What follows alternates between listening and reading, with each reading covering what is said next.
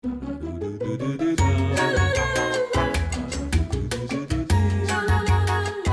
before we get into today's show, we got to talk about the official beer sponsor of this show. You guys already know that it's Miller Lite, because since the dawn of mankind, we've cooked our food over an open flame and debated the best way to grill. One thing that's not up for debate, though, White Sox Dave, is grilling and beer always go together, and not just any beer will do. Whether you're cooking up some barbecue Texas style or just celebrate Wednesday with burgers and dogs, you need a beer that tastes great and is less filling, so you have more room for the food. You need Miller Lite. And why even stop there? You don't even need to drink the beer. You can deglaze a pan with that beer. You can cook some beer brats with that beer. Little Miller tasted beer. Yeah. Oh, like so good. So good. We like that. Undebatable quality. Tastes as great as your barbecue. Miller Lite, they keep it simple. Original light beer since 1975. A perfect combination. A perfect companion, rather, for grill masters across America. With the Miller Lite in your hand, grilling doesn't just taste great, it tastes like Miller time. To get Miller Lite delivered right to your door, visit MillerLite.com/midshow, or you could find it pretty much anywhere that sells beer. Celebrate responsibly. Miller Brewing Company, Milwaukee, Wisconsin. 96 calories per 12 ounces.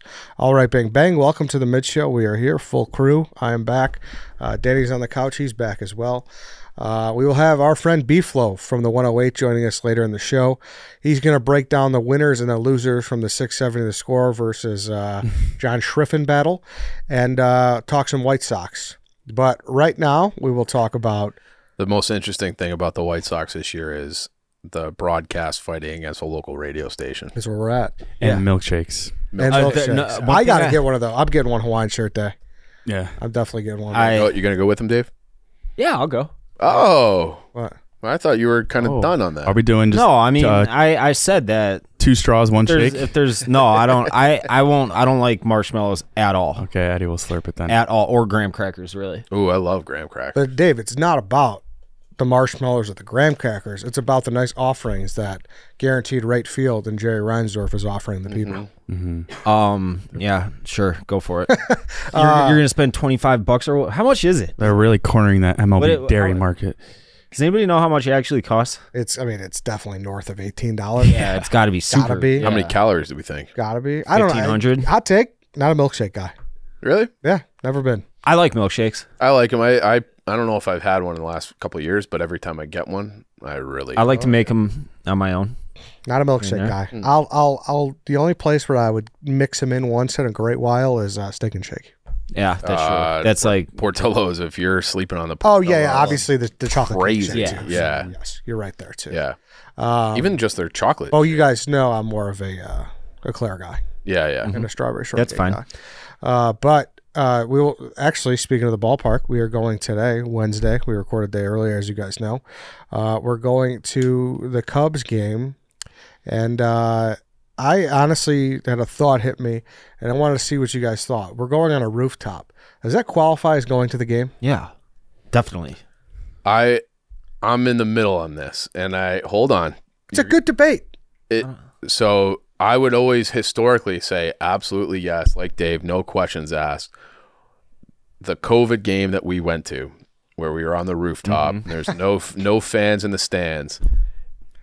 That felt like fake. Like that did not feel like I was going to a baseball game. It didn't feel like it mattered. It felt like you might as well just be on TV or like watching it on TV, because watching it from up there, while it was like hard to even pay attention. So it depends on probably your frame of mind, but that made me wonder if that should really count being up there, because that's really just kind of like a social event, like a corporate event. It doesn't. That's all a Cubs game is, anyways.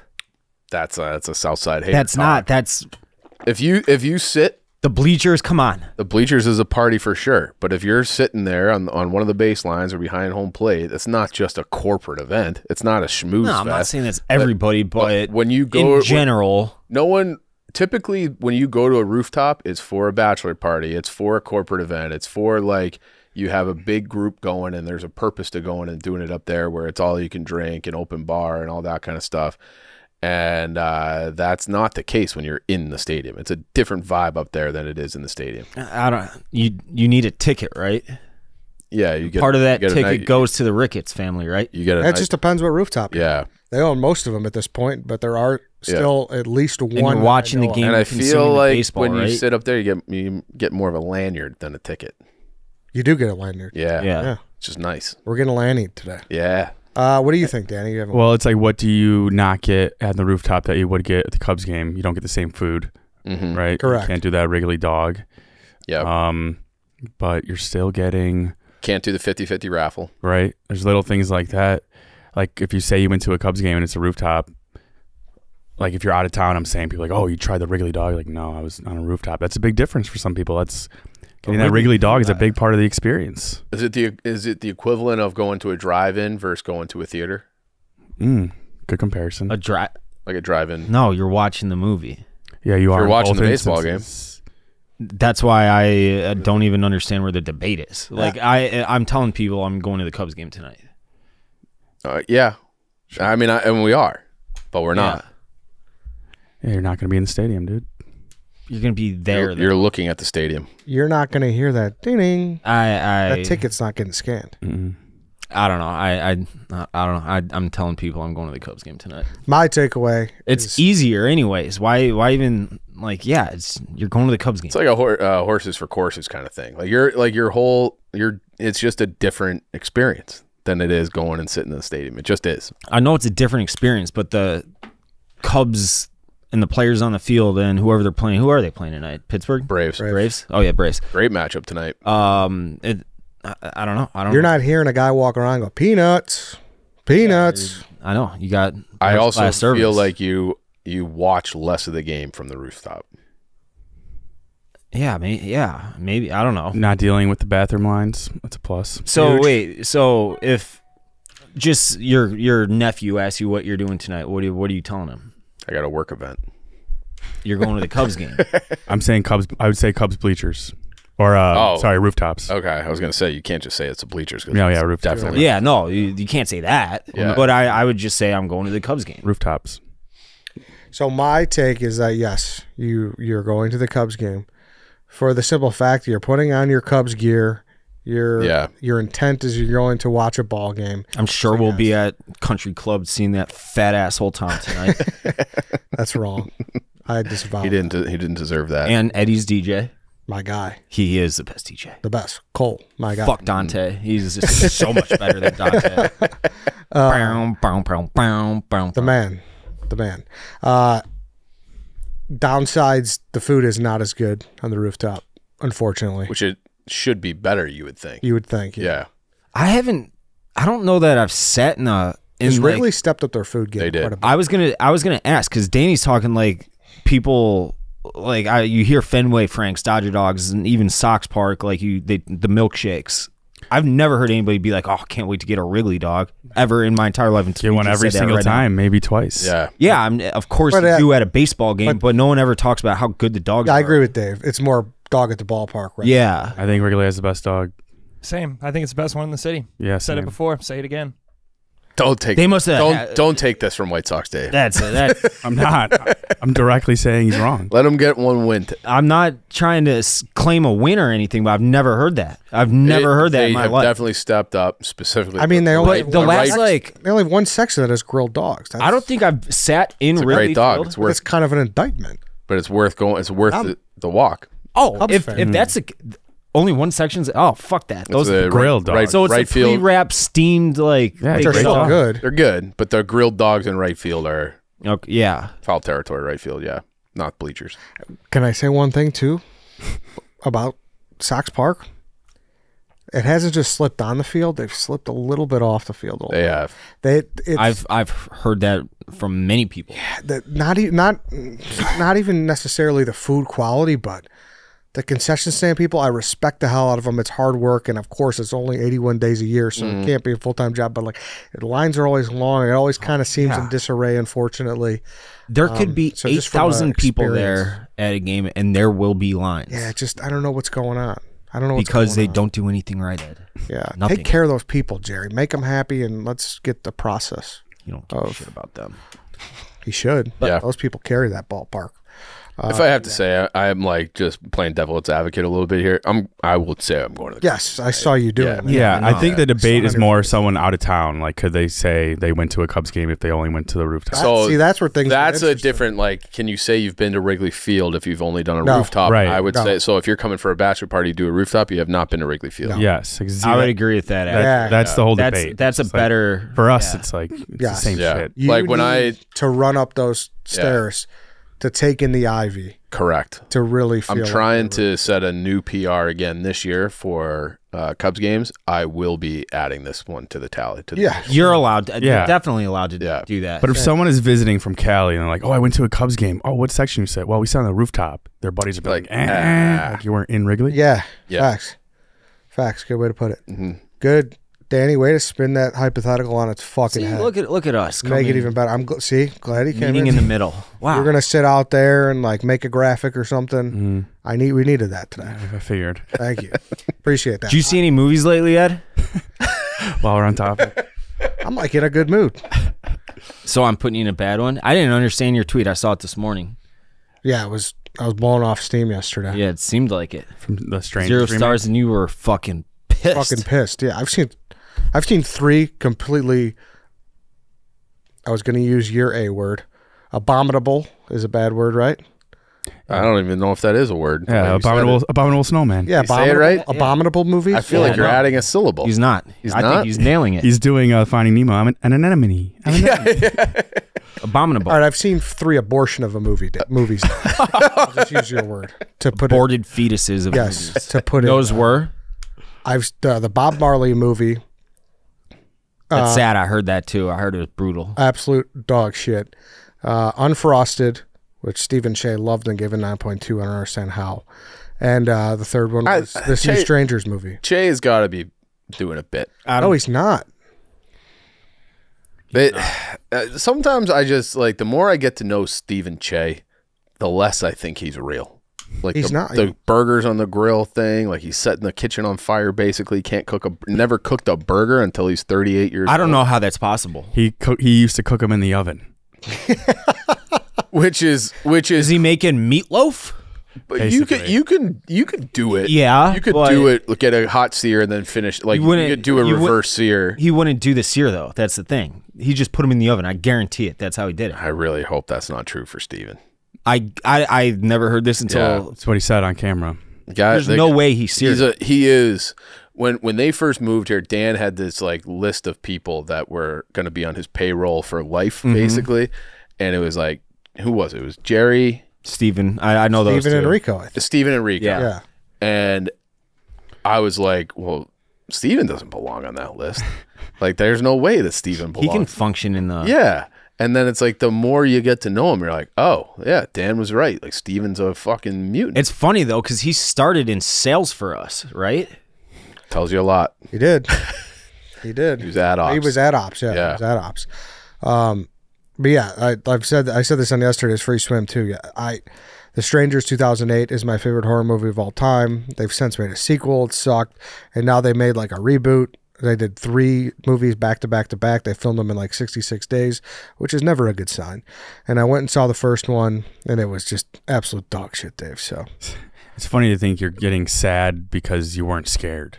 You know, you're walking out of the theater like, Do you think you're desensitized? That's a good question. no, it's not even that. It's just they did a bad job of like putting the movie together. so what do you judge a remake off of? Like, were you judging it off of? The integrity to the So Source how did it material. lack integrity? This is really all your fault, by the way, and people like you. what do you mean?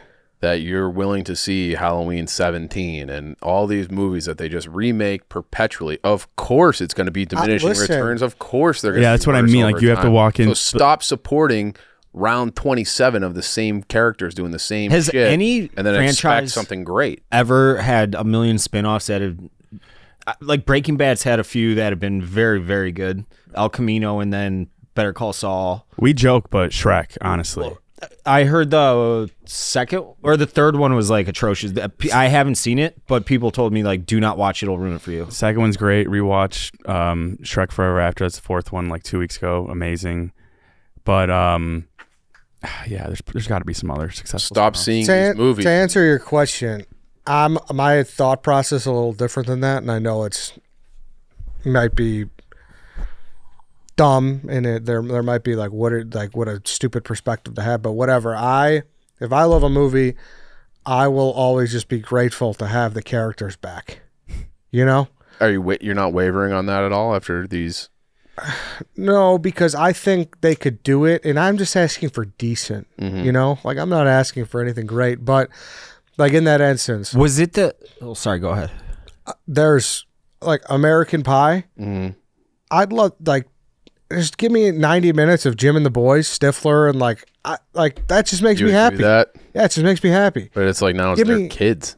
Yeah, but that's like if they make an American Baby, I'm there opening night. You know what I mean? Like I'm there. But it's not even American Baby if you followed the timeline. Because when did the first one come out? 99. 99. Yeah. So now it's American Pie, American 25 Pie 2, years American ago. Pie 3, and then American Wedding, and then Yeah. American Reunion was the fourth one in 2009. I don't know if I ever saw that one. 2012. I didn't even heard of that one. American Reunion? Yeah. Yeah, it's all everyone's back. Okay. I saw like Bandcamp and the bad offshoots. Yeah, those don't count. Yeah. But I'm grateful to have like you know what I mean. Like you Yeah, want but to this see is almost what, like they should send them like do what was the Vince Vaughn movie Couples Retreat? It's where they all have to go and have a couples like now they're having marital problems. yeah, but that's different. A reboot from a sequel. I suppose. Yeah. Is all these reboot? What is the name of the movie? I don't even. The Stranger. The Stranger. Is it the same guys that made the original? No. 2008. No, Then yeah, that. See, that's what I'm saying. Like See, Danny- like when I was pissed off at Sopranos, that was David Chase. yeah, yeah. exactly. So I was like, what the fuck? I had high expectations because it was those who And- made a great series. And I do think like having a period of time pass gives them like in my brain it's like all right, well you've had it's not like you're just going for a cash grab. This is something that you want to do. You've had enough time Yeah. to think about it, do 15 it years or whatever. right, Yeah.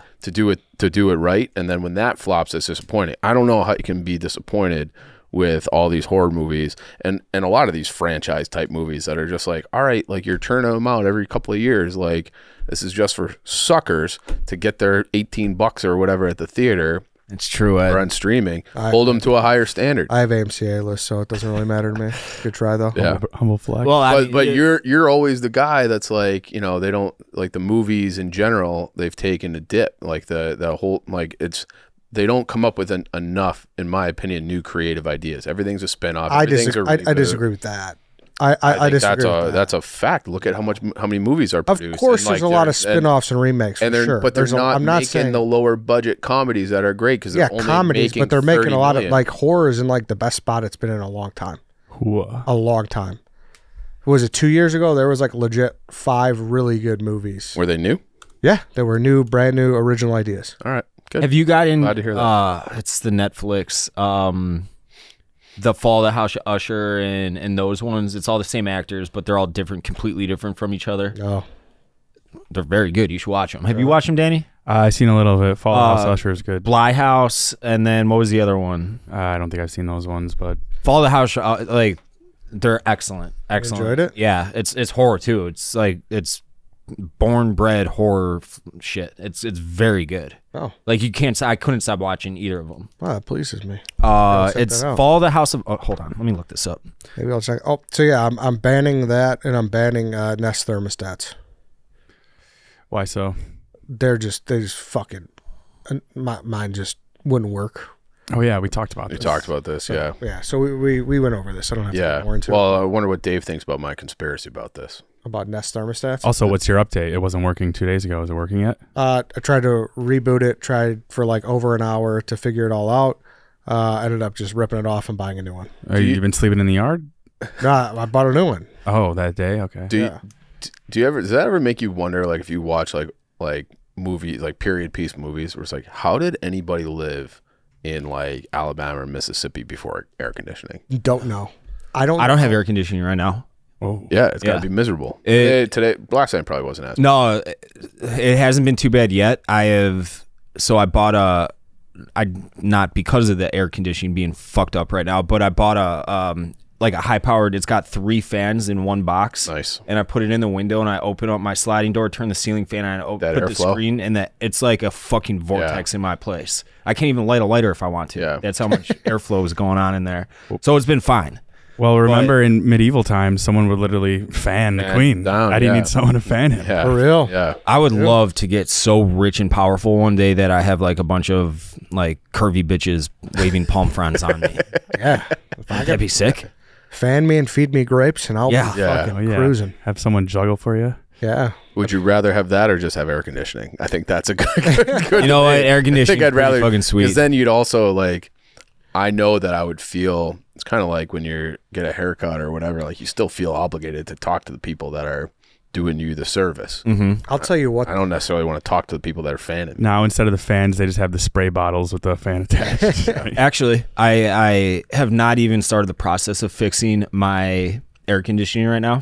My good friend Jimmy Holtrop, who you should know. Pride of St. Charles. I don't know hope of- to God he's listening to this because he's an HVAC guy, and I need him to come out and fix my AC. So Jimmy, if you're listening, please contact me. Why either don't you through just me text him? or through my father? I figured this is a funner way. Okay. A more fun way. Yeah. There you go. Fuck, I had something to say. Say it. The Haunting of Hill House is the other one. Watching I it, heard of that. It's Never seen it's that. all outstanding. It was some of the most bingeable, but the storyline and it spooked me. Like I didn't like hearing shit in the middle of the night. It was scary. Really. Yeah, it's good. Dave. It was something about air conditioning. Damn it. Well, this is similar. And maybe I'll say this while you're trying to rack your brain. I blogged this, I think, in 2019. But it was like, would you rather Oh, I know. what? Well, there is something though, like we say, do you need AC? But there is something about that family who grew up without AC, and like usually it was just like a bunch of brothers, and like they slept in like, you go to their house and they had like a half unfinished basement, and they just took their shirts off, and that Yeah, was like- yeah. That was their AC. You just pop the Dude, top. we always had AC, but being in the basement during the summer was still like it just hits a little Oh, yeah, different. it does. It's like the air smells a little different, but not like gross and musty. It's just like you walk down and you're like, it's Bunch of always skinny better. brothers. Yeah. They just open the fridge and stand in front of it for like 5 minutes. You know what I'm That talking was about? White Sox Dave's number Yeah. one air conditioning pick after football. Yeah, like those It's are the best. Yeah. Those are it. There's like a certain vent you could. I had to stand ride in the my house. bike. It was 3 miles to and from for Oh, doubles man. with my equipment. I would Yeah. just hunk it over my handlebars. Those were the days. All right, let's get into beef loaf, and then when we get out of it, we'll talk some Cubs and we'll do the Bears schedule. So yeah, we'll get into beef loaf. Before we do though, gotta talk about our friends at Portillo's. What makes Italian beef at Portillo's so delicious, Dave? Where should we begin? The au jus? Yeah, it's great.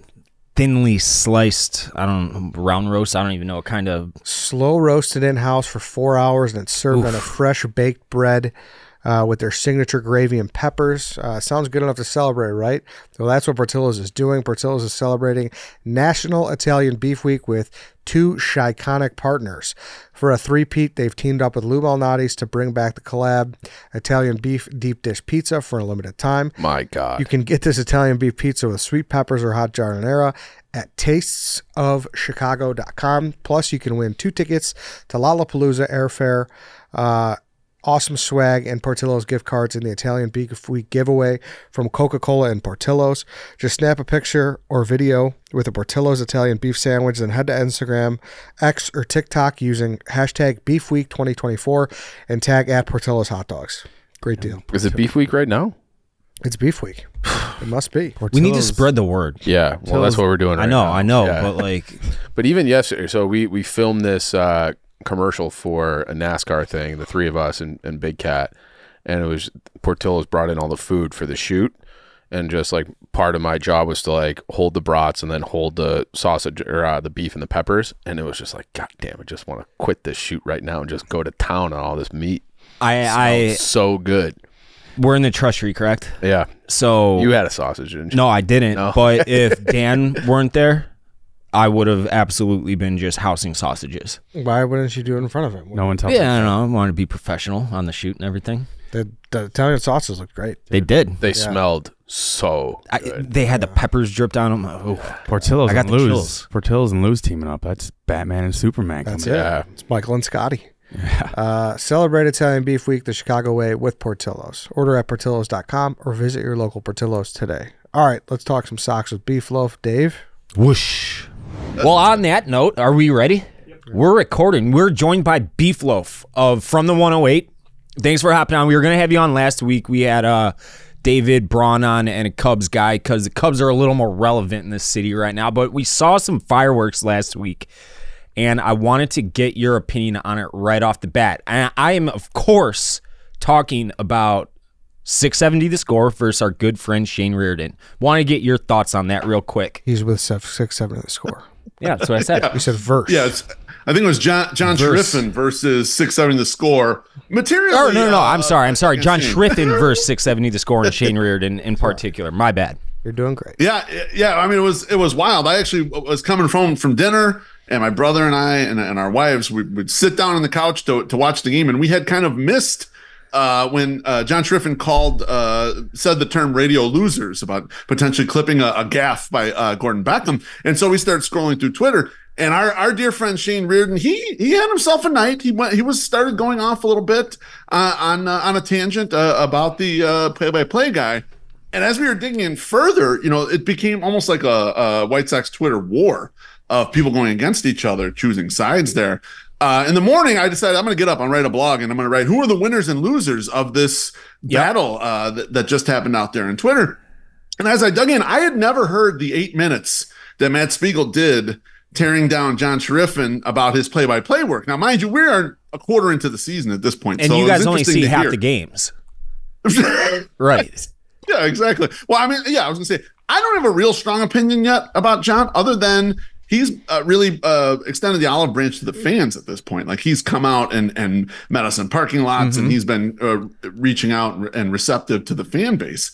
But as far as like the clash there, I would think it's hard to evaluate this early, but I also see there's maybe some other things going on here, some other storylines being weaved in. The 670, the Score guys, a lot of them are very good friends with the former announcer. So I don't know if that plays into it or not. There was an alum of 670 that was up for this job that John Schriffen went for as well. I don't know if that plays into it or not. And then it came out recently that John Schriffen told both radio stations, 670 and ESPN 1000, that he did not want to come on and appear and talk to them. So the roots of this are deep. Our dear friend, our friend Shane, he really took it on Friday night. There was a lot of people dunking on him. And again, I don't even think it was all just this. I think just the built-up animosity of a White Sox Twitter organism that it is. It just set ablaze. It was looking to be set ablaze, and it just happened to be this thing. How much It's combustible for How sure. much of it was this entire fan base is just angry and miserable about everything that led to this? Oh, a lot of it. Materially, like, Chief, it's all of that bubbling up. It's really a lot of the people who are anti-Schriffen at this point. And not saying everyone is. Some people don't like that stylistically. They don't like he's got a little more Gus Johnson to him, where he's very excitable, and some people don't like that. But a lot of it is just, they're so tired of this organization. They're so mad at Jerry Reinsdorf. They're pissed that their favorite announcer, the guy who just left on terms that they didn't see, like, oh, this guy should have been here forever. And whatever the reasons are that Jason Benetti left, a lot of fans are pissed about that. And whoever the next person was going to be, maybe was not going to be someone they're favoring. So I think the underlying issue here is the White Sox stink, and people coming at it from all different angles and being angry about that. I think personally, to answer your Chief's question, and to kind of piggyback off of everything that you just said, like I said, it's combustible. And if this team was winning, I don't think anybody would really care about John Schriffen. And in spite of, I do think he was underqualified to take, this is a premier job. It's, there's a play-by-play in 30 markets in baseball, and this is the number 3 market. I had never heard of the guy prior to. That's not to say I don't want to give him a shot or that I dislike him or anything, but I mean, the White Sox said it themselves after Benetti left. They're like, oh, they're not going to have a shortage of people that are highly qualified to want to work next to Steve Stone. And you find this guy, it's like he was doing slam ball. Yeah, but if they were winning, then they're probably not even in this scenario. Like Benetti's probably still there. They probably figured that out, and like a lot of the shit just kind of takes care of itself. But it's a microcosm of the larger issue. There's obviously issues in the front office, just on the marketing side and the PR side of things. And then you have the hiring from the head honcho Jerry Ron. It's an amalgamation of just shit. And when you got a testy fan base, and especially when as testy as this, you're going to see explosions like this one. And it's the fucking announcer versus the radio station. Yeah, and we should like kind of set the stage a little bit more too for people that aren't online as much as us. But like, so, and correct me if I'm wrong, Beef Love. So basically, this new announcer, first year, he's been there for a month and a half. John Triffin took over for the beloved Jason Benetti, and he pronounced the old owner's name wrong. A guy who means a lot to the White Sox. That's right. Long-standing. A legend. The legend. Yeah. Pinwheels, everything about it. He pronounced his name wrong. Radio host for 60 on the Score gets mad. He goes crazy, saying you should know your shit. And then Schriffen responds later to another guy who pronounced something wrong, which was Gordon Beckham, and he said, "Don't let those radio losers get to you," or some shit like that. So, yes, that's exactly those what are the happened. Things that we know about. These are things that we know about that happened. We don't know any. But I want to hear your take on that. Like, I was arguing with Chief about this a little bit. If I'm from out of town, I don't know where he's from even. If he say he's from L.A. If I'm from L.A. and I'm reading up on the history of the Chicago White Sox and trying to do every ounce of homework I can because of the job I just took, I've seen Veeck spelled Veeck. I'm going to say Veek in my head too. Like, I don't care about that. What I care about is I don't think he has a good knowledge of baseball at all. Like there's a difference between being a stat head nerd like Benetti was and kind of balancing that out with like the TW guys in Hawk. I don't think Schriffen has any of that personally, and I don't see this being a long marriage personally. That's just me. Yeah, I think the concepts are tied together, Dave. Like, right, a lot of the guys who get these jobs are baseball lifers, and so the expectation that they would know a lot of history and stuff is reasonable, right? So that's kind of one of the things. Like, oh, people got really upset about this. Yeah, the guy's not from Chicago, but a lot of times the guys who step into these roles, they've just been baseball nerds their entire lives. Like you mentioned, this guy is I'll do as a friendlier term, an outside the box hire. Someone who is not like primed for this job, was not doing minor league baseball for a decade, kind of rolling up into it. He was doing different types of media to get here. And so there is a knowledge gap. And in catching up to it, what's the most important thing?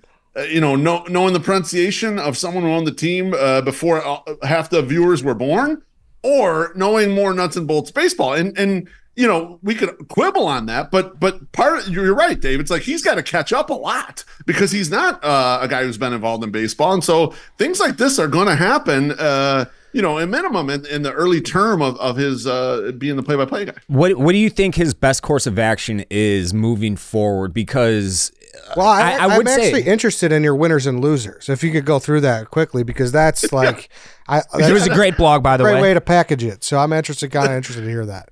Yeah, thank you. It's from the108.com if you want to go check it out. So yeah, the winners immediately to me, the number one winner in this, I thought right out of the gate, is Danny Parkins, because he is he's the head honcho of the afternoon show, and he's exactly the kind of guy that knows how to parlay a circus like this into a lot of content and a lot of fun. So I had him number one winner. Number two, I had John Schriffen, surprisingly, because I would have thought a gaffe like this would hit him with the fan base. And as I looked through Twitter, there were a lot of people who were like, oh, I love that he's striking back at these guys. He's willing to fight or whatever. So some people were willing to eschew maybe what they didn't love about play-by-play and said, oh, this guy's in your face. He's coming back at you. And people really liked it. So it surprised me, like the responses, at least on my timeline there. Number three winner was Chris Tannehill, just because he's the man, and he stayed back. He didn't say anything. He's part of that show, and he's an audio legend in Chicago. And then the fourth winner was White Sox Twitter, because as White Sox Dave knows, we fucking love fights like this. And like the fact that it's still been going, like it's trending into Monday, Tuesday, and it's like beautiful. This thing will not die. They were arguing last night about Benetti and about whether he was fired or left, and like there's so much fun there. Like just like we live for these squabbles. I'm so upset Dave hasn't been in one in a while. I might try to. It's been a Dave minute. to give him It some has. shit. I miss those fights. Dave's been neutered. This team has killed his soul. It's killed. It's. It has to the soul. Yeah. I have made. I watch every Sox game. It's rare that they're on TV1. So I don't hear Schriffen often, as near as often as I should at least. But like I miss getting in the weeds like that. And I've gotten to the point where if I don't have anything positive to say, I just don't say anything because it's rare that I have. Like I've talked to you about this on and off the air 1,000 times over the last. I'm so sick of rooting for Garrett Crochet because look, Garrett Crochet is awesome, which he is. They're fucking talking about trading these guys. So what do we care? Why do I care that he's awesome? He's gonna be wearing another uniform in probably 2 months. It's upsetting. It's upsetting, but the losers. This is where I kind of got myself in some hot water, and some people hit me back. They were upset with this. Number one, I had our dear friend Shane Reardon as one of the losers. He went nuts on Twitter. This was an obvious one. A lot of people were dunking on him. So like, if the random crowd was picking who was the loser of this fight, I think they would all pick him. I got no feedback from anyone saying, "Oh, Beef, you're way off base. You kind of missed this one." So my apologies, Shane, but you were the number one loser in this fight. Number two loser to me, and no offense to them, I got no beef with any of the people I'm calling losers in this fight, was ESPN 1000 because they weren't mentioned at all, and they're the flagship of the Sox. And it was like there's this big war going on Twitter, and the term radio losers could be for absolutely anybody, but no one thought, that's them that is involved in this. They immediately went to 670. And then for three, the final set of losers is people who are simping 670. People that I just, maybe just have your own opinion. Don't copy everything that they're saying. And especially people that are like trying to do their own thing, kind of doing content stuff like a lower level, like we do it from the 108. I was like, I don't know about this. I'm throwing you into loser pile too. So that's where we end up laying, Ed, with all these people. And I don't know. It was a great night of Twitter. I loved it. I'm all for internet carnage and chaos. I love it. Mean tweets are back. To Shane's point, I talked to him the next day. I'm like, just to check him. I'm like, yo, you okay? And he was laughing. He's fine and everything. He did get shit on, and I don't know if it was deserved or not. I even said it. Like, I wish I cared more, and I even tried inserting myself into it like I always do, and I did reach out to both parties and see if obviously one party didn't respond. One was all for it at the time. But aside from that, what's the vibes like inside the stadium right now? I have been to 2 games this year. And I don't know when the next time I'll be there. I'm still exceptionally mad with that organization, and just want to get a vibe check.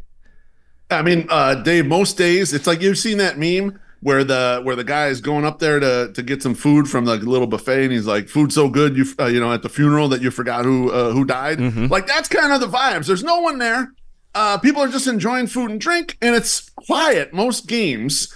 With the exception of if you get a nice weekend day, great weather, and there's a giveaway. And then there's 30,000 people, and it's ruckus like a playoff game. So it is very weird, the teeter-totter there. But for the most part, you're a season ticket holder like me, and you just want to go there and hang out and not deal with much of anything and quick beer lines and everything. It's nice, but it feels sad because it's so empty. What are we going to do to change that, Beef? How do we get back? How do we get back to the good days? Hey, let's take a quick break from talking to beef loaves because I want to talk about Vanderhagen razors. You got to make the switch from cartridge razors to a safety razor today with Vanderhagen. Safety razors allow you to get a closer, more comfortable shave. The use of one-blade razors help prevent nicks and cuts while making your skin feel smoother than ever. The best part about these are the blades cost as little as $1 a piece and last anywhere from 3 to 5 shaves. This will save you thousands of dollars over the years compared to the cost of cartridge razors.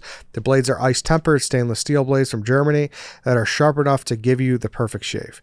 The handle is also made to last a lifetime, so the only reoccurring purchase you will have is for the blades. Sounds like a great deal, White Sox, Dave. Sounds like a great deal, Ed. I was telling you this morning, the beard is no longer good for me, so it's time to get rid of her. Time to call Vanderhagen. Time to call Vanderhagen. All right, so check out your local Target and Rite Aid to get yourself a Vanderhagen safety razor today. It's that simple. Pop into Target, make sure you grab a Vanderhagen razor on your way out. And that's all there is to it. All right, let's get back into beef loaf. That's a good question. I would take even mediocre days at this point, Dave. I would take even like a next year's team that won like 78 games. I would be thrilled. It'd be like we won the World Series. It honestly would be. Like, this is I want to say this is tinfoil hat and harebrained and just Alex Jones conspiracy theory, but I have this thought in my head that says Jerry Reinsdorf is doing like the broadcast, letting Benetti walk and hiring this guy John Schriffen. It's a way to divide and conquer. Like, he's gonna drive a wedge through that fan base, and it's gonna be civil war amongst them, and everybody. It's gonna be Lord of the Flies, and then poof, there is nothing left, and he wins in the end.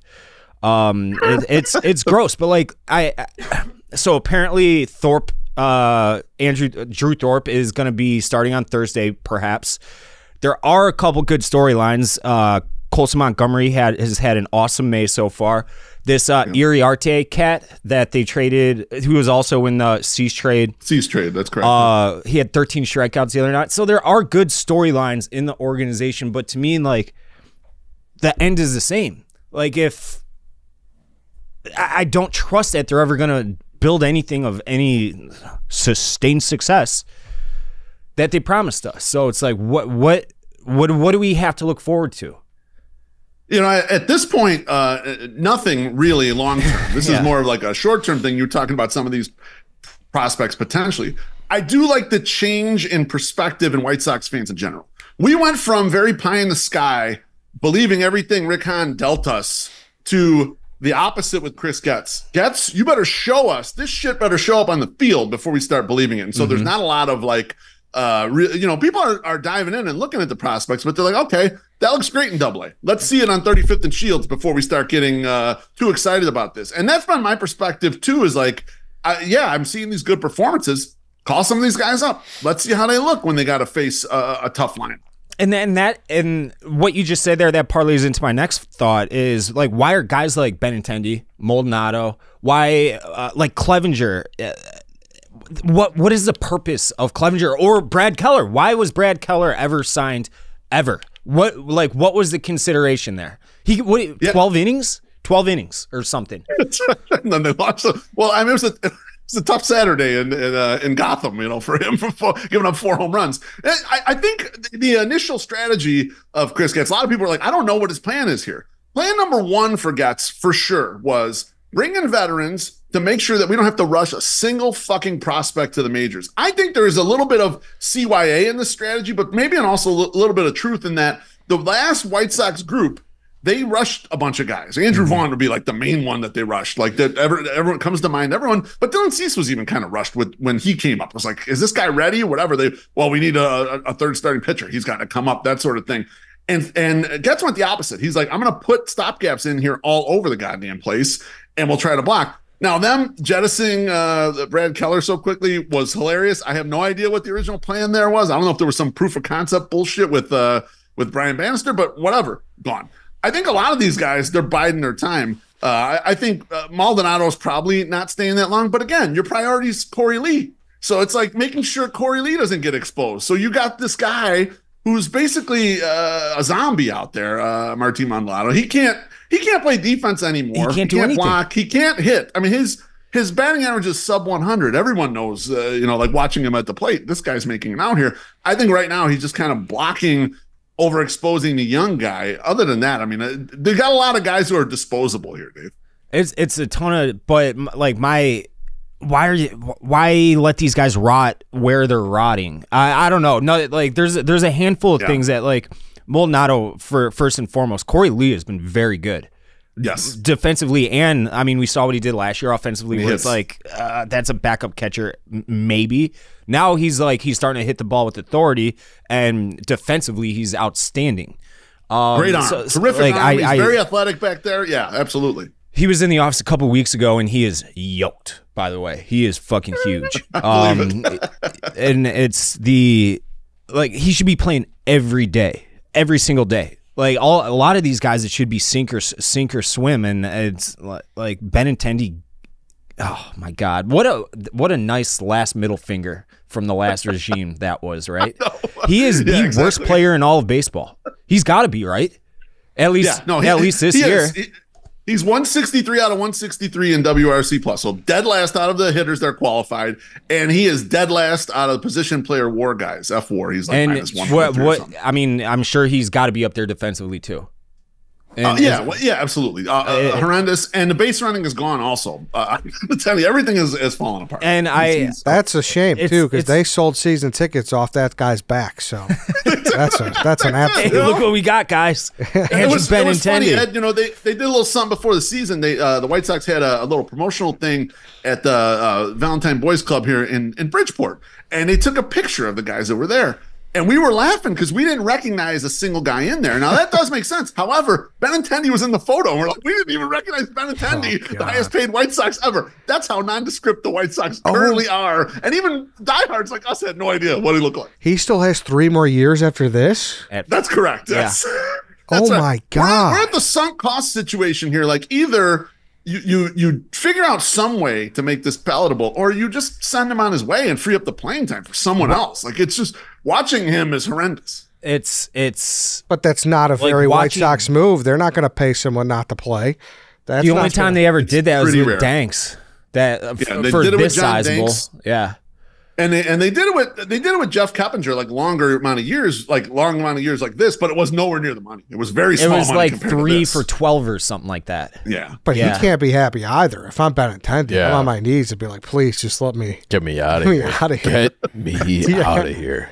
I don't think he's got 75 million reasons not to care. We probably like to go and play somewhere where it could matter. And you got to think the psyche of a guy like that. I was paid well to come in here and help get this team to the playoffs. Everything fell apart around me. In the middle of the season, I first get here. They trade away all the veterans. I'm like the last guy standing here that has any cachet or whatever. I don't know what his mental state is, and I'm not saying he's phoning it in, but I don't know. How would you feel if you were in that spot? You're like, this thing collapsed underneath. And he's going to be the image that is the White Sox fans' ire for every time they get mad about this team. I disagree with that.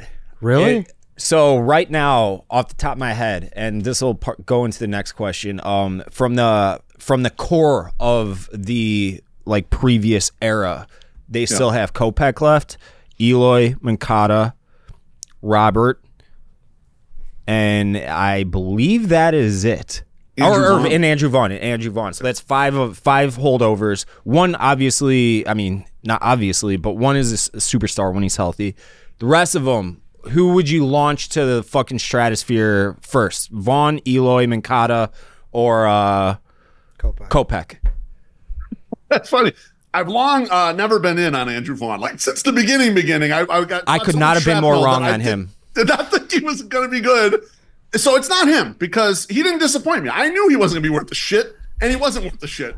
The guy who's disappointed me the most out of this group, and he wasn't a number 1 prospect or anything, is Eloy, because Eloy was supposed to be that big, huge bat in the middle of the lineup. And as White Sox fans, we're used to having that guy, that run producer right in the middle. I mean, we had Abreu for all those years. Before that, we had Paulie. And then before that, we had Frank. And I thought, this guy combines average with power and everything's going to go right.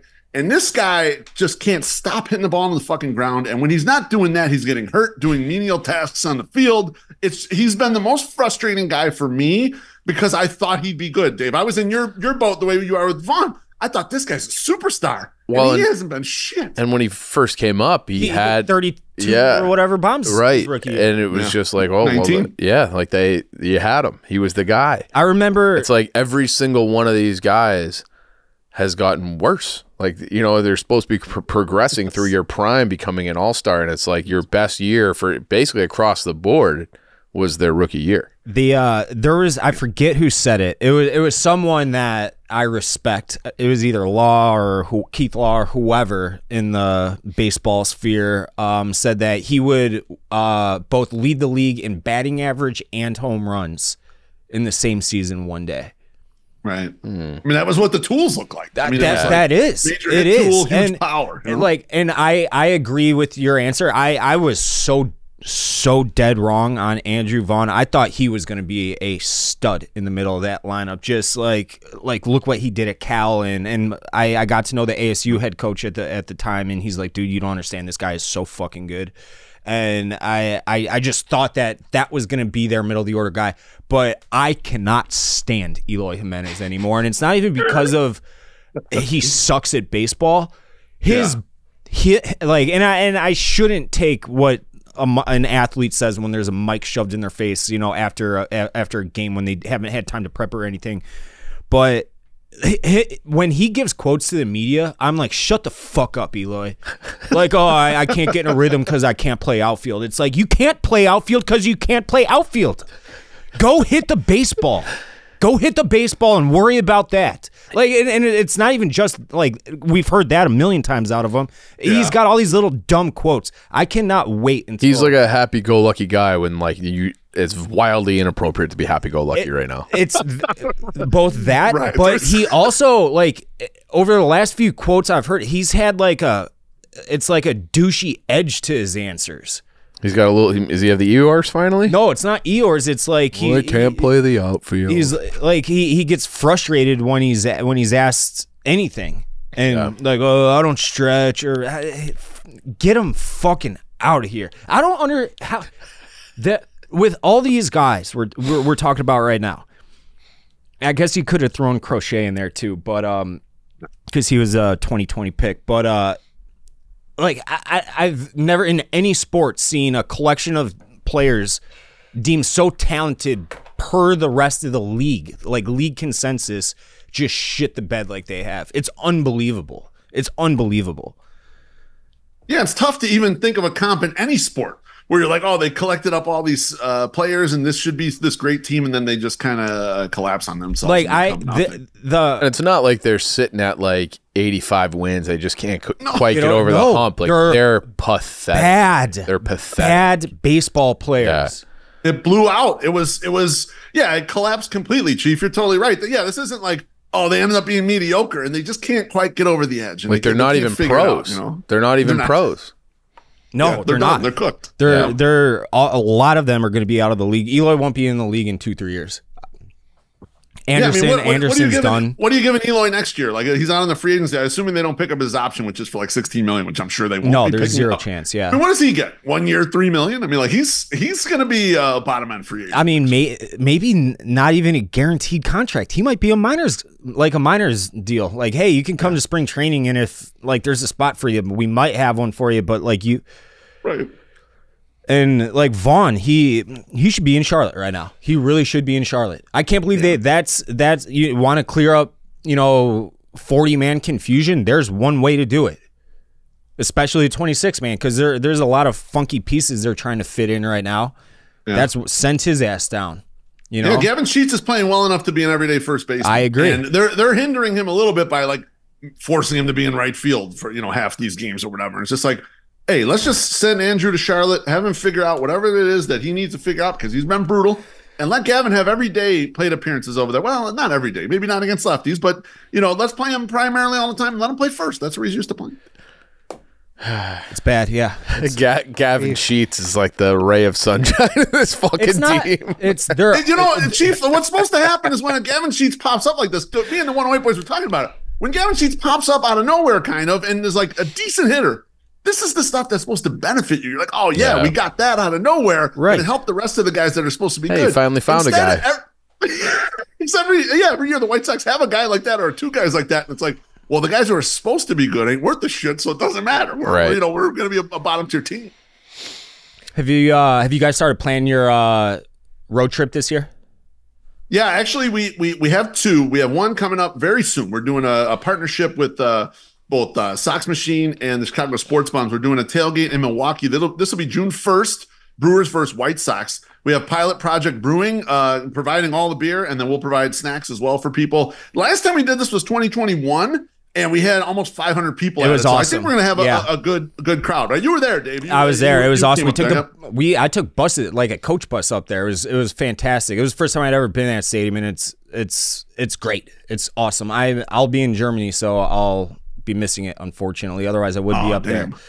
But that sucks because we were planning to go to Potawatomi afterwards. I figured at the craps table we were going to tear it up. That's okay. Next time we'll do that. The last time we were up there, they didn't have any table games. No table games. Yeah. That's right. It was, so I thought post-COVID. Yeah. I didn't realize. I thought it was just because they have those. There's one right outside Madison that I walked into one time. It was on the way up to Madison for like a college party, like Mifflin or something. I'm like, I'm gonna throw $100 on red, and if we hit it, that's the rest of the weekend, boys. Thinking, $200 is a lot of money at the time. And I walk in, and it's all they had was slots. So I figured Potawatomi was the same thing, but good to know that it is not. Different. Some ho chunks don't, some do. But I will be on the last one with you because I will not be supporting Jerry Reinsdorf's wallet. It'll be supporting some other. What's the last one you guys are going on? The second one, we're going down to Kansas City, so that'll be the weekend of July 19th through the 21st.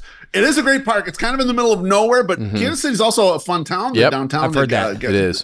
It's very fun. So good food. We're planning to go. Yeah, absolutely. So barbecue. We're planning to go to a Negro League Museum as well on this trip. So this is going to be 19th. We'll go to the games on the 19th. That's a Friday night, and the 20th of July, and then heading home on the 21st of Sunday. Some of us are staying at the Harrah's. Not saying, just saying. Some of us will be maybe having a little gambling fun too. So that would be our road trip number 2. It's going to be in Kansas City, July 19th to the 21st. Beef, it's always great to talk to you. I'll see you on Hawaiian Shirt Day, my friend. I hope you're there that day. I'll be there. Sounds good. I will be, Ed. I can't wait to get that shirt. And I'll donate it to you. I donate to the 108, the bums, whoever needs it. I got you. Appreciate it. Love you guys. Take care, man. Beef. See you, Beef. All right, welcome back. Before we continue any further, we obviously want to get into some Chicago Cubs talk, unless you want to put a bow on any White Sox stuff right now. I don't. I mean, they're playing better baseball. They're playing about right now They where won I last night. expected them to be, which is 75 win pace or whatever. It doesn't matter though. Like I said, like if you look at Garrett Crochet's numbers through May, I think he's got 4 starts at .79, like 35 strikeouts and 20 whatever. He's dominating right now, but it's like they're talking about trading him. Think about it. If they didn't trade Cease, they'd have him and Garrett Crochet. That's a nice 1-2 right there. Sure is. Then you got Eric Fetty, who has been fucking great coming over from Korea, has revamped his career. That's a nice 1-2-3 right there. Nice. And then you got it's they're talking about trading these guys. Yeah, it's all right. It's dark. It's bleak. It's bleak. Yeah. I should have mentioned Eloy. Yeah. Yeah, Eloy's on DL again. Did that happen before or after? I think after. That was after we talked to Beef Loaf. I cannot wait until they launch this guy into the fucking stratosphere. I have never in my life been like Andrew Vaughn's shocking how bad he is. I thought he was going to be like Paul Goldschmidt good. He seemed like the way people talked about him was like, well, we'll see what his ceiling is, but his will floor, be. Yeah. Like at worst, like a DH that hits 35 bombs. Right. And he stinks. But Eloy, man, like he rubs me the wrong way. He rubs me the wrong way. That's a personality thing Bad. too. He's bad. He's bad, and I don't like his attitude. And granted, it must suck getting injured all the time. I know he's not trying to get injured. I know that he's not trying to play poorly, but like his attitude when he gives quotes in the media is just piss poor. I can't wait until he's fucking out of here. And that's where I'll wrap the bow, Ed. Thank you. Moving on to the Cubs. Speaking of fucking out of here. Yeah, a couple news and notes. Kyle Hendricks to the bullpen. Yeah. I mean, it's probably beyond time. I was hopeful that he would kind of, as the season went along, kind of be like last year where he started slow. And again, he didn't start until June last year. And then he was dialed second half of the year. He had a really good year, but it's just, he's cooked. They had that game last week where it was Skeens against Hendricks. And it was the fastest average fastball, which was Skeens, was like 100, 100 point something. And then Hendricks was ranked 255th for average fastball speed. It was like 87.3. And it was just like, wow, this is... not that velocity has ever been like what made him successful, but it's still like it was like a jarring thing that he had. His fastball velocity is up this year too. I looked up when we were talking. Still ranked 255th in the league. No, I know, but like That's not Kyle Hendricks, obviously. Yeah. He's a command guy, movement guy, working in and out, and fucking with hitters' heads guy. And because of that, I thought he was going to age very gracefully because it's not like he's putting a ton of pressure on his arm or shoulder, or elbow, or body or anything with how he pitches. I never thought it would be just completely off the cliff like this. Yeah. Now there has been a few spurts here and there throughout his career where he's had bad stretches, but this one, it actually looks like he is. Do you think cooked. he can be successful as a bullpen guy?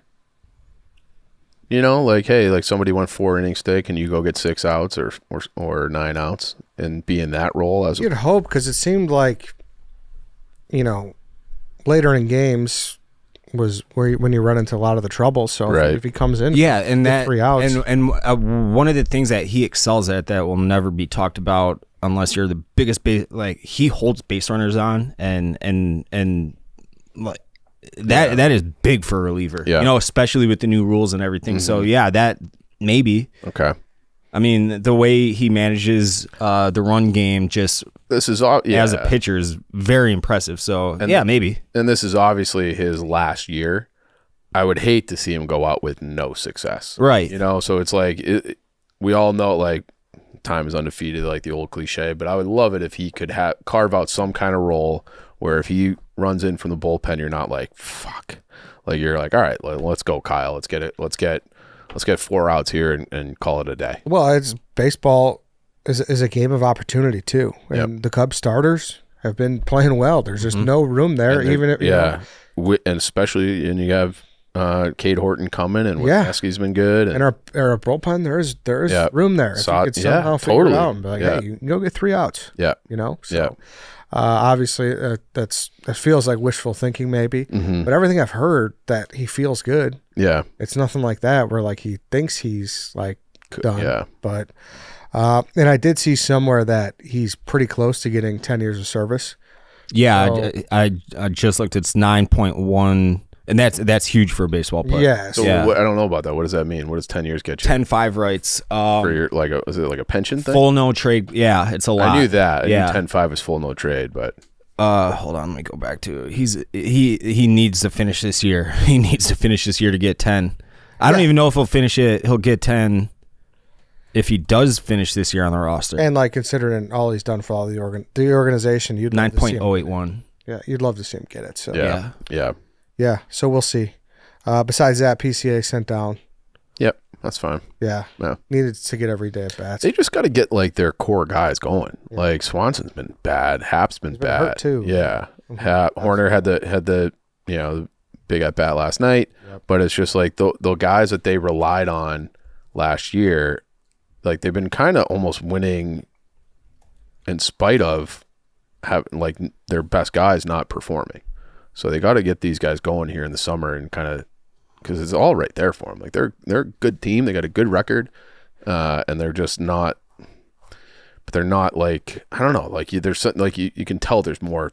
There should be more to this team than what we've seen so far. Mm-hmm. Yeah, it does feel like we're leaving some meat on the bone. That's a good way to put it. Yeah. It does feel that way. So hopefully they just kind of pop out of that weird funk. And it also like I don't have any numbers to back this up, but it feels like when they win, it's a fucking sweat. Like they're grinding out to win 5-4 or 1-0, whatever. And then when they lose, they get blown out. Mm-hmm. So it would be nice if they can have some days where it's like you don't have to tax your bullpen. It's not everything's high leverage. Just get some that wear and tear adds totally up big time over the course of 162. So they got to start having some games where it's like they're on the beach by the 6th inning. Yeah, and Steele's had a couple tough goes, so it'd be nice to see him bounce back today. Yeah, not like even close to pulling the fire alarm. No, good no. And everything. So all should be good in that territory. Just like I don't know, just need like tough matchup tonight too. Very tough.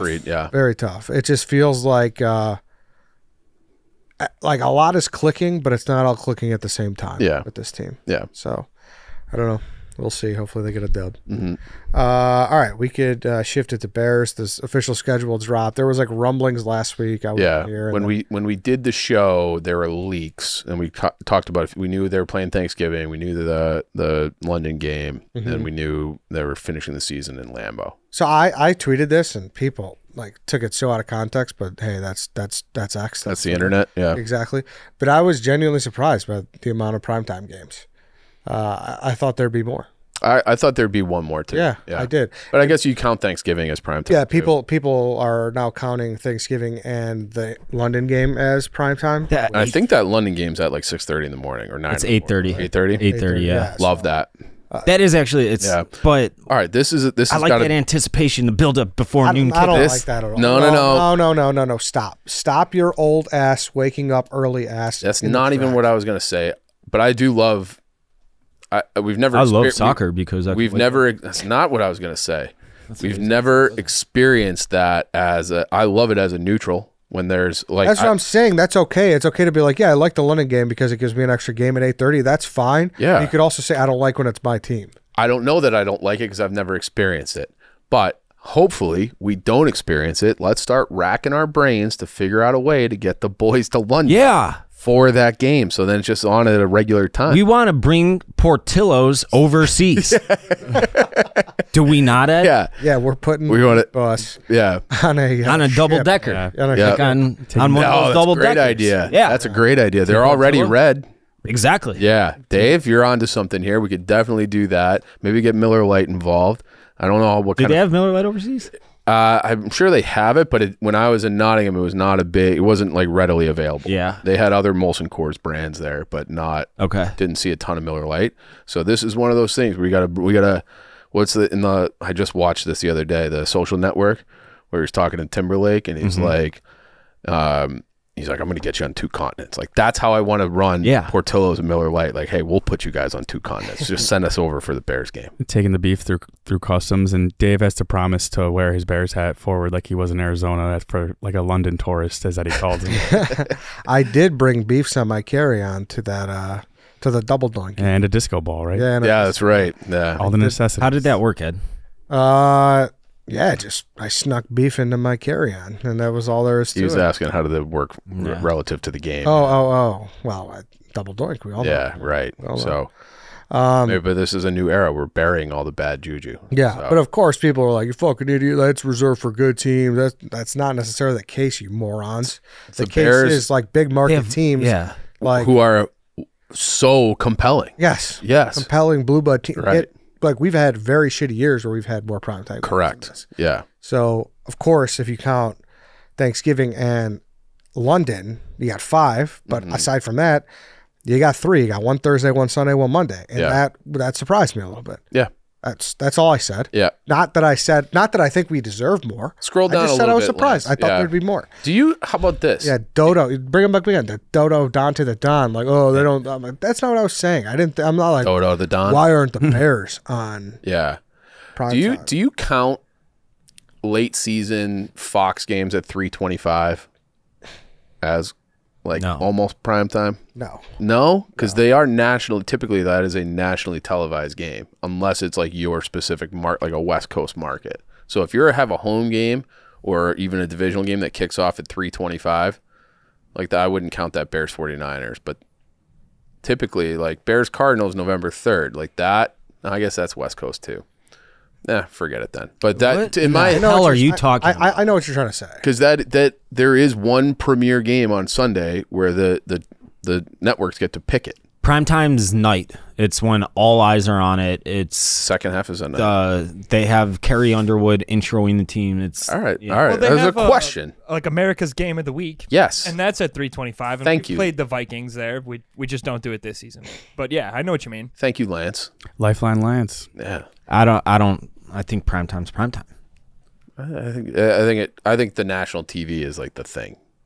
Like that's why the London game and the Thanksgiving game, it's like all eyes on your team. I'm excited for London. Some other notes, and obviously we'll go through the whole schedule with Big Cat Yeah. closer to the kick of the season. But the division being all on the back half is weird. I kind of like that though. Do you? Yeah. I want to play teams where it's like, all right, we know what everybody is kind of. You know, like play your important games when it's like you're not like working out the kinks of like, especially this year for the Bears when you have a rookie quarterback. You don't want him playing all your most important games when he's still like becoming a pro. Yeah, but something feels weird about playing Minnesota and Detroit twice in 4 weeks. I agree with that, but I don't mind. there's no like perfect way to do it, but I don't mind having all those games in the back. That's a rough end to the year. That's a brutal Packers, stretch. Vikings, Lions, Niners, Vikings, Lions, Seahawks on day after But Christmas. to your point, hopefully, the new revamped team is really hitting their stride at that Correct. point. Yeah. I do think our opener could have been a little more exciting. I'm fine with it. I'm fine with it. I'm not saying I'm like I'm speaking. Get Will Compton's ass in here. I'm speaking solely from a perspective of like amazing television. Yeah. Because week 2 That's gonna be has great. the makings to be very cool. I agree, because it's the Lovey Bowl, and it's Stroud, and it's Caleb, and then Yes. I even think week 3 against the Colts, and I think we might be going to that. That's kind of interesting too, because that's one of the benefits of this schedule too. Stroud was great, but you're having Will Levis in his first full year as a starter. Stroud in year 2 maybe has some sophomore slump. Anthony Richardson, his first full year as a starter.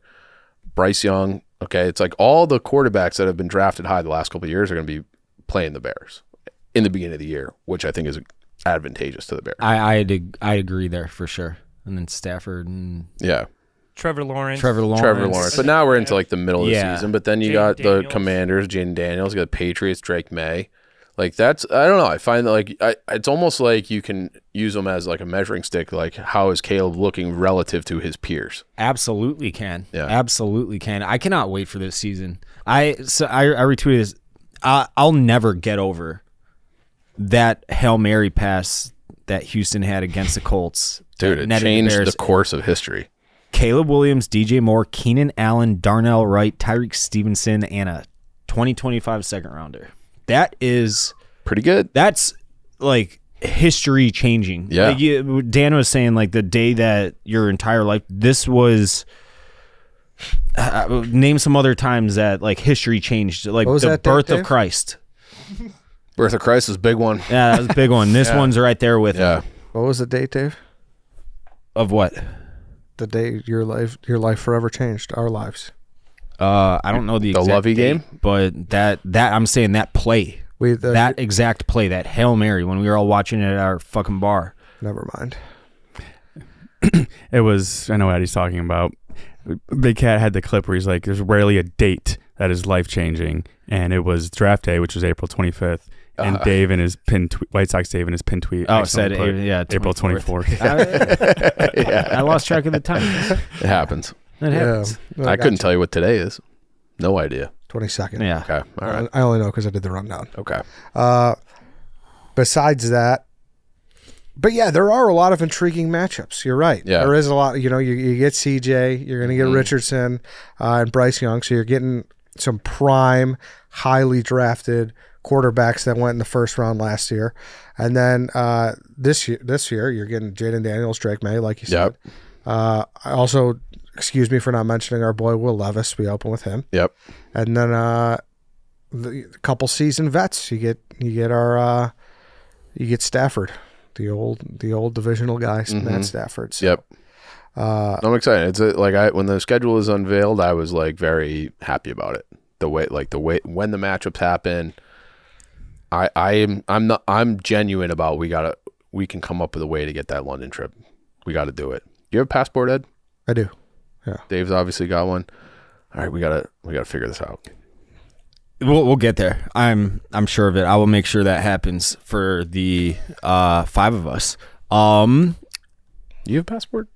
No, I need one. Okay. Just please get your passport. I will. Okay. It only took me. I got it 2021. I applied in January. I had it in my mailbox like 3 weeks later, I filled out the paperwork. and I didn't just need to expedite go it or in. anything. Okay. All right, so you got to step up on the process.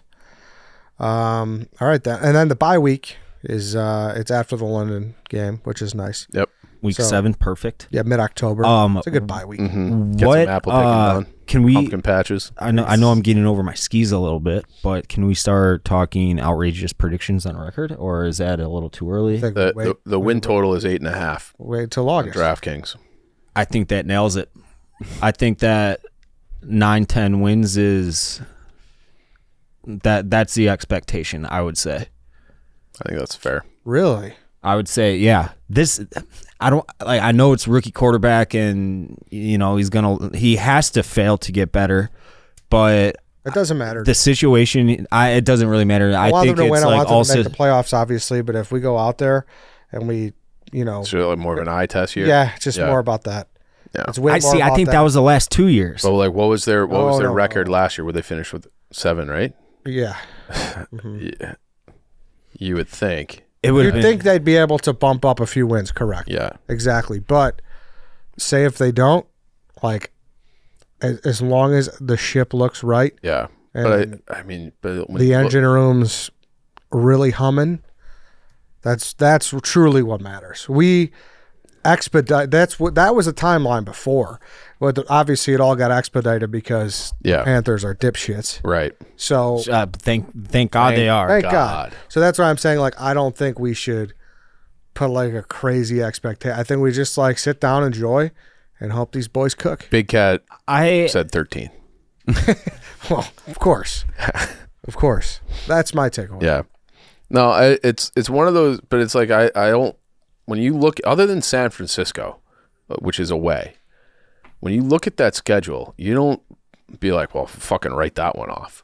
Like you would in most years where it's like, all right, those 4 games are absolutely losses. This year, it's like you at least have you would think mentally you have a fighting chance in every game, with the exception of probably San Francisco, who's an elite team. Elite, yeah, right.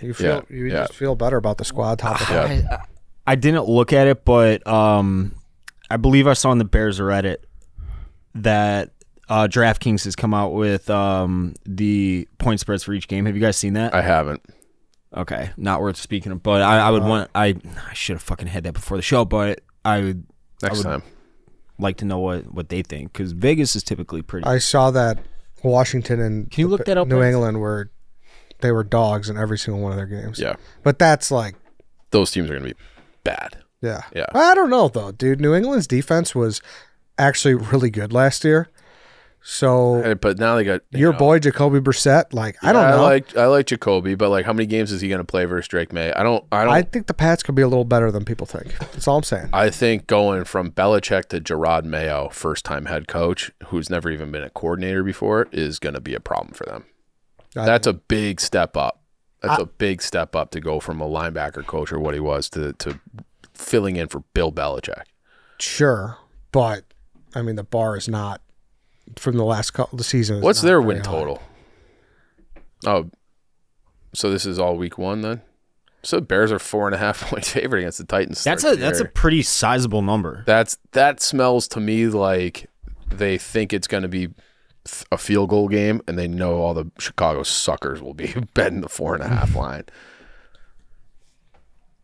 which I will be betting. Yeah, you have to. Yeah, count me as one of those suckers. Nice future on the Bears have it spread week by week. Week 2, the 3-point dogs. Yeah, so Houston. Yeah, down there. So that's Lance. See if you can compile. You give a field goal to the home team typically, so they basically still see those as even. Even, yeah. That's that's going to be a fun matchup. It's like I feel like they improved the quarterback position, and I like the defense, and I like the roster. I like the roster more than maybe I ever have. Weird how prior to the Sweat trade, we were like, this defense fucking name a dude on this team. Yeah, now it's DJ Moore. Yeah, and now it's like you fucking got a lot. You got a lot. You got weapons. Yep. On both sides. I just hope people are going to give Caleb some grace. I think the CJ Stroud factor is rare, man. No, it's just rare. Never happens. That's what I'm saying, and I think people are expecting that. The way you guys are talking makes me think you're kind of expecting that. I'm not expecting. I'm expecting instant success. Yes, I'm not. But like, I guess my thing with Stroud versus Caleb is that Stroud was like the engine of that team. Like he drove the bus. Like he was phenomenal. Mm-hmm. Where I feel like Caleb has so much around him that he doesn't necessarily have to do that. The Bears are still going to be able to run the ball. They have 2 really good tight ends. They have a defense that's good. Like it's like it's not going to be all on Caleb. And where I feel like Stroud had more probably on his shoulders was working with less, and they had a young defense too last year. So very young. Yeah, they're a loaded roster right now too. Texans are. So like that that's going to be kind of like when we're talking about like measuring stick games, prime time down there to, hopefully future stars at quarterback. Like that's a measuring stick kind of game. So is Tennessee. I mean, everything's a measuring stick to a degree. I know what you're saying. Yeah. But like everything. But like the Texans are where we hope the Bears end up. The Yeah. Texans of last year, so. Yeah. And the Colts made the playoffs. See, like, I think. I think. I don't respect the Colts. Were the Texans? Would they advance to last year? I don't think they won a game, did they? No, Yeah, they did. They won a playoff game? they did win a beat the playoff Colts. game. Yeah, All right. They- Yeah. I don't understand why we can't expect that out of this roster. If there was a veteran quarterback in there, it'd be like we have Super Bowl expectations. If we were looking at this we team and they haven't had taken a different snap uniforms. I understand that, but If this team had different uniforms, we're just talking about them as if they weren't the Bears and we don't have all, 30 years of baggage. I think we might be able to, we would be more optimistic about Yeah, them. but you guys are also neglecting to see who's in the division. no, the division's awesome. We've talked Division's about that. loaded. I'm excited. Like I hate the Packers. I want the Packers to lose every game, but I'm excited to be theoretically good at the same time the Packers are. Yeah. For but once. What did you? What You know? I want to take your word for word what you just said 2 seconds ago, but I'm blanking out on what you just said. But I think you are neglecting a little bit how hard it's going to be. I You're absolutely. going up against a team that went to the conference championship, and the team who's fucking owned our asses. You know, Of course. Yeah. So like, think It's- about the opponent too. You can't just look at the rose-colored glasses at us all the time. No, I know. But That's it's all I'm like, I think typically a reasonable expectation in the division is to split. Like that's kind of what you want to have. And as good as those teams are, they're not the Chiefs, right? Like they're not the 40, the Lions are very good. They're quality teams. They're very good Yes. teams, but they're not like, holy fuck. It's not like Smokes has to get through Josh Allen and Burrow and Yeah, but they're not the Kansas City Chiefs, right Where Mahomes and so it's But are- yes, but as of May 22nd, totally 2024, they are better teams than us. As they- of opening they- kickoff they've Sunday, proved- September they've 8th, proven it, for they will sure. be better teams than us. They have cohesion. They have Yep. everything going for them right now. I agree. Now, to say when we play them at the back half of the season, November, of course, let's wait and see. Why? I don't know. I like thinking ahead. I don't want to say that's our jobs, but it's fun to do that. Like that's the point of being a sports fan is hope. We did it last year, and Chief and I were more on the. I thought I was pretty hell bent on. I'm like, I don't trust Fields. I don't think he's good. Chief obviously was on the opposite side of that. Him and I, like, we are lockstep with this right now. I believe we are, at least, and I think it's fun to like finally say, there's the path to hopefully a Super Bowl championship, not just getting to the Super Bowl like in 06. Like it's there. It's right in front of them. Now there's a lot of work to do around it, but I think There's a gleam. There's a gleam where it's like, fuck the Packers. I know they've our entire lives, the Packers have just bukkakied all over our faces, Ed. Have they not? Yeah. They have. It's fun to be like, you know what? I think that's about to change. And I get the baggage and the PTSD of being a Bears fan and Chicago fan. But it's not. I don't even think it's that. There's also I don't like a think it's mental that. thing for me where it's like, even in years where you thought the Bears had a shot, nothing has ever broken the Bears' way perfectly the way it basically has with this Right. last couple of years. And you know what? I'll disagree with that a little bit because it hasn't completely. Chase Claypool. There's one. I mean, Sure. that was a fuck up on Poles' part. There was one other one I was thinking about yesterday. I was taking a dump while I was thinking about it. There was one other glaring example of like Poles has not been perfect. Nobody is. But I just mean like that Hail Mary, how we started this kind of conversation, like that never goes that was And they had to go score the 2-point conversion too. right. And then as the Panthers they had giving no up reason that to win pick, that game. the Panthers giving up the pick and then Picking the wrong guy and losing all the games again. I agree that they probably picked the wrong guy, but then it's just like that roster was atrocious. Horrible. So like, yeah, we'll take your future number one, and then they also end up being the worst team when there is a generation. It's like all these kind of things are just like the start. It does to me feel like stars are aligning. That's how it feels, and I don't want to ignore that feeling. Exact. Yeah. That's so much I'm more not eloquently saying, I'm not put saying than I that could. either, but I'm just saying give the guy grace. He hasn't taken a snap yet. Yep, Don't put has expectations so high where if things don't go well out of the gate, you're gonna like start pulling the fire line. No, You're talking about the guy who was like trying to talk himself into Justin Fields at like week 12 last year. Okay, Yeah. Someone else at the table's got a short leash. Yeah, I don't think they. No. I'll call it as I see it. Like Dave has also been right about a lot of things, and I hate to say it. Eddie Jackson, there's another one. Everybody was shitting down my throat for 2 years for that. Yeah, I think they improved the back end. Like I just, there's a lot to like. There's a lot to like. It is May 22nd, but there's a lot to like. I'm personally not putting any like numbers expectation. Like I'm not expecting 4,000 yards and 35 touchdowns and 10 picks and that. Like I expect him to go out there and win football games. Absolutely. He is walking into an incredible situation. He was a 1-1 pick. Like we're talking about how it never happens with what Houston did last year, but like you never heard of it, Houston's receivers until Stroud was fucking hitting them 10 times a game, you know? Yeah, I mean, Nico Collins took a big step. We knew, I love Tank Dell at Houston in college. So, but like he was great as a rookie. Where'd he go to school? Houston. Yeah, I had no idea. Yeah. But he was like, he's undersized, but he was electric in college. So that's like but yeah, you're right. Like they blew it out of the water, and Stroud is a big part. And this guy, like, when with Fields and Trubisky, it's like they need time. They need time. Like obviously they signed Foles and what's his face, Dalton. I was Andy Dalton. I was going to say Carson Palmer, but same guy. Bengals Other redheaded guy. other redhead. But like they were planning on get like this. It's your hand. Like we already. Eberflus like, no, there's no conversation. Like he's a starter. Yeah. Like it's cemented in stone right now. He's got the playbook. His floor is so fucking high. I think his floor is like almost close to his ceiling. I know that's putting unfair expectations. The ceiling is the roof. Am I wrong though?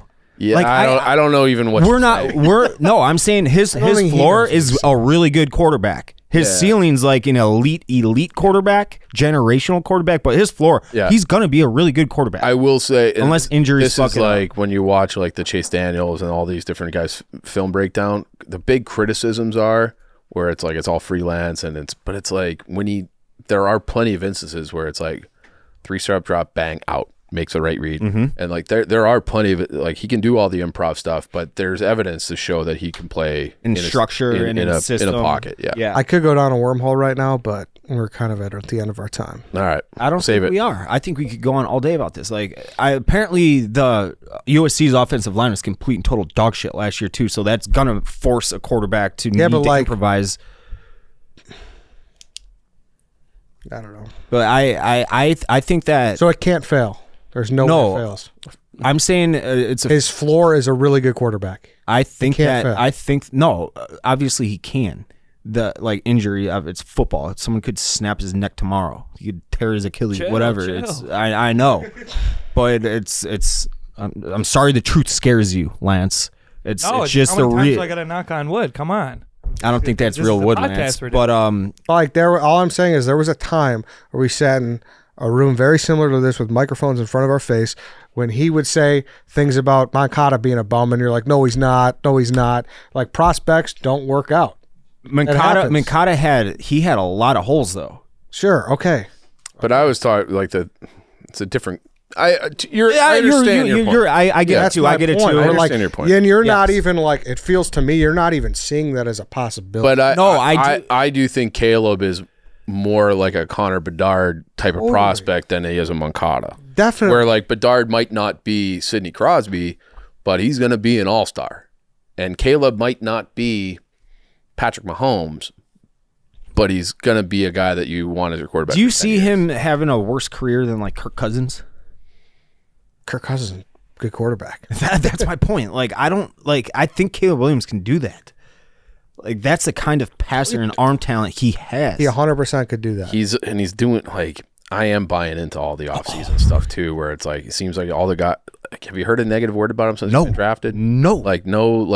All that stuff was like pre-draft. USC cried. He's got nails painted. Like it kind of feels like it's bullshit. And he even acknowledged that. Someone asked him, it was an MSNBC Chicago Sports or whatever interview.